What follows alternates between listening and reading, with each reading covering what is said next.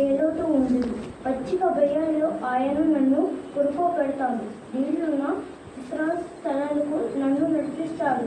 ఆయన నా ప్రాణాన్ని నెలతీరుస్తాడు. తన పేరు కోసం నీతి మార్గాల్లో నన్ను నడిపిస్తాడు. కాలాంధకార లోయలో నడిచిన హాని కలుగుతుందని నేను భయపడను. ఎందుకంటే నువ్వు నాకు తోడుగా ఉన్నావు. నీ బుద్ధి కర్ర, నీ చేతి కర్ర నాకు ధైర్యాన్నిస్తాయి. నువ్వు నా శత్రువుల ముందు నాకు భోజన బళ్ళను సిద్ధం చేస్తావు. నా తలకు నూనె రాస్తావు.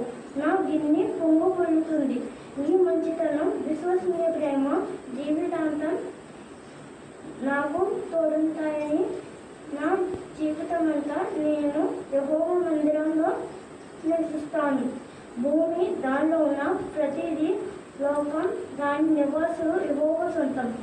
ఎందుకంటే ఆయన సముద్రాల మీద దాన్ని స్థిరపరిచాడు, నదుల మీద దాన్ని స్థిరపరిచాడు. యెహోవా పర్వతానికి ఎవరు ఎక్కగలరు? ఆయన పవిత్ర స్థలంలో ఎవరు నిలబడగలరు? నా జీవం తోడని అబద్ధ ప్రమాణం చేయకుండా, మోసపూరితంగా ఒట్టు వేయకుండా, నిర్దోషమైన చేతులు, స్వచ్ఛమైన హృదయం కలిగిన వాళ్ళే కదా వారిలో యెహోవా నుండి ఆశీర్వాదాలు, తమ రక్షకుడైన దేవుని నుండి నీతిని పొందుతారు. ఆయన్ని వెతికే తరం ఇదే. యాకోబు దేవా, నీ అనుగ్రహాన్ని పొందడానికి ప్రయత్నించే వాళ్ళు వీళ్ళే. మహిమగల రాజు ప్రవేశించేలా ద్వారాలారా మీ తలను ఎత్తండి.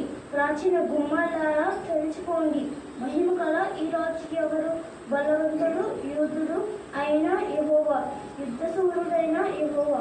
మహిమగల రాజు ప్రవేశించేలా ద్వారాలారా మీ తలను ఎత్తండి. ప్రాచీన గుమ్మాలారా తెరుచుకోండి.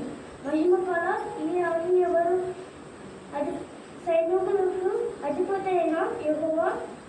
ఆయనే మహిమగల